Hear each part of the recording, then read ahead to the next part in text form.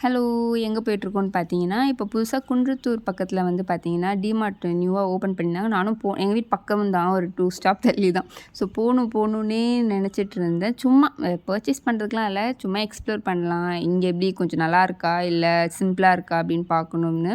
கேட்கும்போதெல்லாம் போலான்னு சொல்லிட்டு இருந்தேன். திடீர்னு அம்மா வீட்ல இருந்தப்ப என் தங்கச்சி, நானு எல்லாரும் கேட்டுட்டு இருந்தப்போ, சும்மா வாங்க கிளம்பலான்ட்டா, நாங்களும் இதான் சாக்குன்னு எல்லாரும் கிளம்பிட்டோம்.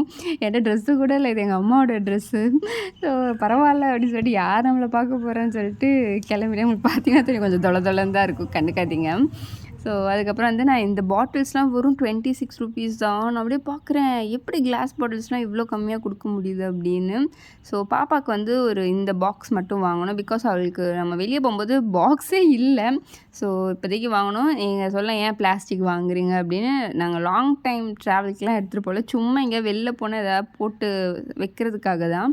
ஸோ ஸ்டீல் பாக்ஸ்லாம் பார்த்தேன். எனக்கு அவ்வளோ பிடிக்கல. ஸோ அவளுக்கு பெர்ஃபெக்ட்டா வாங்குற வரைக்கும் இப்போதைக்கு அது போதும் அப்படின்னு விட்டுட்டேன். அண்ட் இந்த கிளாஸ்லாம் வந்து பார்த்துட்டு இருந்தோம். அவளுக்கு வந்து வச்சு விட்டா அவளுக்கு பிடிக்கவே இல்ல. ஒரு மாரி என்னடா அது கண்ணு தெரியலையே அப்படின்னு பயந்துட்டா. ஸோ பார்த்தீங்கன்னா தெரியும் அவ மூஞ்சி. அண்ட் நானும் வந்து போட்டு பார்த்தேன். நல்லா இருந்தது. ஐ மீன் எனக்கு பிடிச்சிருந்தது. ஸோ எல்லாத்தையும் வாங்கிட்டு நாங்க வந்து அப்படியே கிளம்பிட்டோம். அப்பா வரல. அப்பா வந்து வேலையில இருந்தாரு. நாங்க வந்து வீட்ல இருந்தப்போ அப்படியே கிளம்புனது தான்.